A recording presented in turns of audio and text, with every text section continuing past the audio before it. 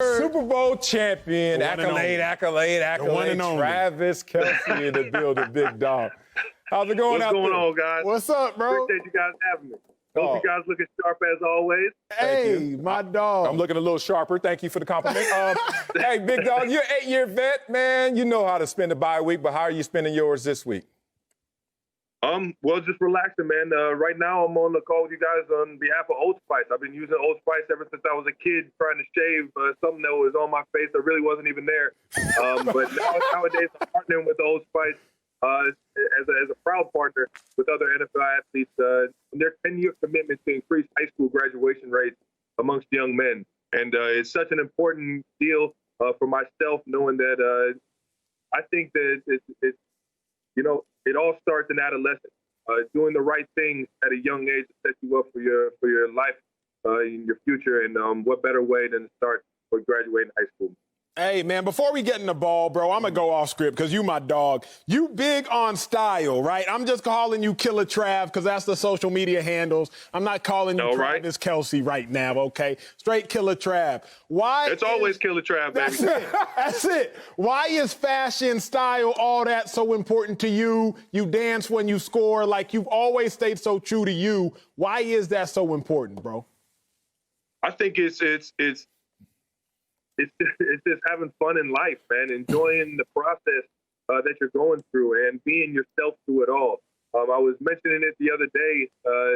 Deion Sanders, who is such a, his game was on a whole nother level, but his confidence was on a whole nother level. And that's what really, in my mind, made him great and made him such a fun player and person to follow in life is that, when you see somebody enjoying life at its fullest, and seeing them, having fun with the little things like getting dressed every single day and telling jokes and making people talk about the swagger. I mean, it's a whole lot of fun just doing that.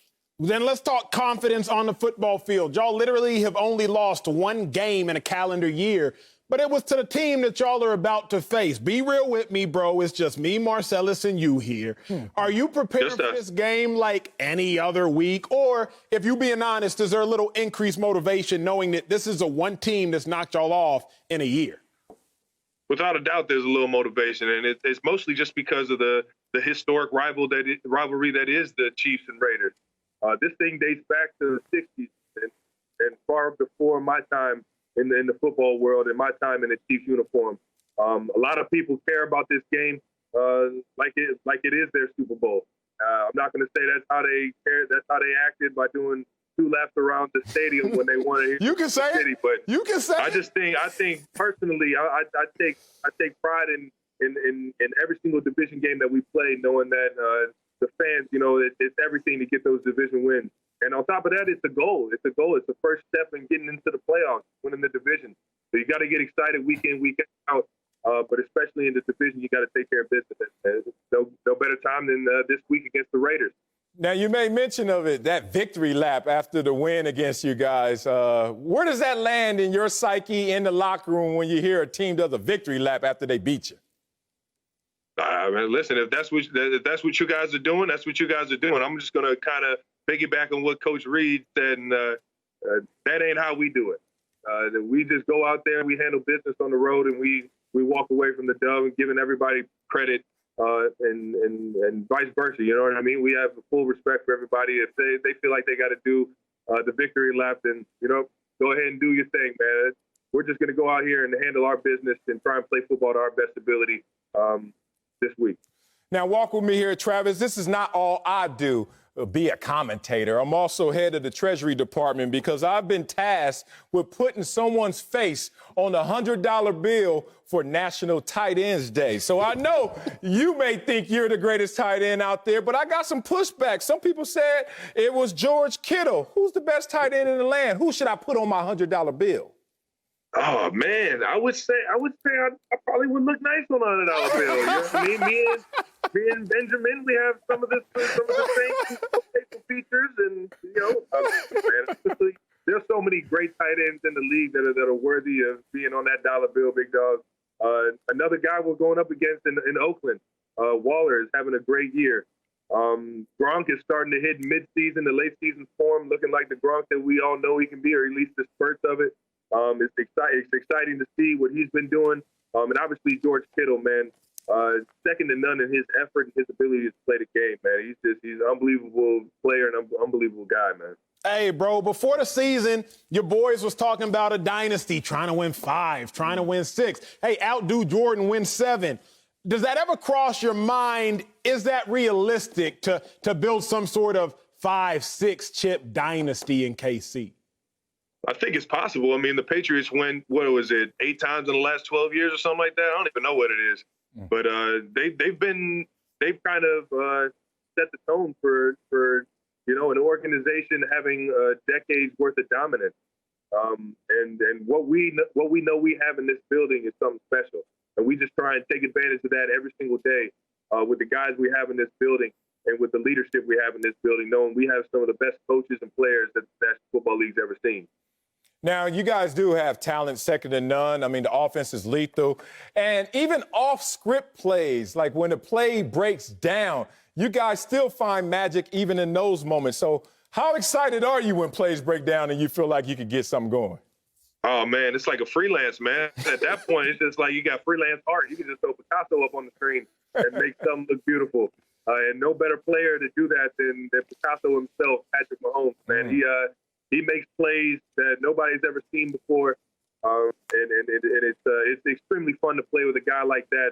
But it's all controlled chaos, honestly. I mean, we have an unbelievable coach, Coach Andy Reid, another unbelievable offensive coordinator, and Coach Eric Bieniemy. And these guys set us up for success week in and week out. And we have a little bit of freedom throughout this offense, but we have to make sure that we're doing the right thing at the right time and not taking advantage of how much freedom we really have. Man, I like talking ball, but I'm talking to my dog, so I just want to talk some of the fun within the game. Hey, everybody can do one dance when they score once or twice. But see, you score a lot more than once or twice, and you always got a dance move for them. How do you dictate what you're going to do when you get into the end zone, bro? You just got to feel it out, man. You got to feel it out. I know I got a few moves in my back pocket I can pull out at any point in time. It just depends on what song is on, you know what I mean? Yeah. So depending on how I score and where we're at in the game and how much energy I have, because really it depends on how much energy I got. Because if I'm exhausted, you ain't going to see me dance out there. So I can't get out there and look sloppy, man. So you don't pre-decide what you're going to do when you score. You do it in a moment. I did it one time, and it was when I hit the Deion Sanders shuffle, man. The Icky shuffle, man. I hit it right there at in the end zone against LA, against the Chargers, and I knew going into it I was going to hit it. And I had to get it at least one time, man. I've been doing it on the football field ever since I was a kid. Man, let's talk about how success and how it can change you, even for a good reason, for a bad reason. It just makes a difference. It changes you.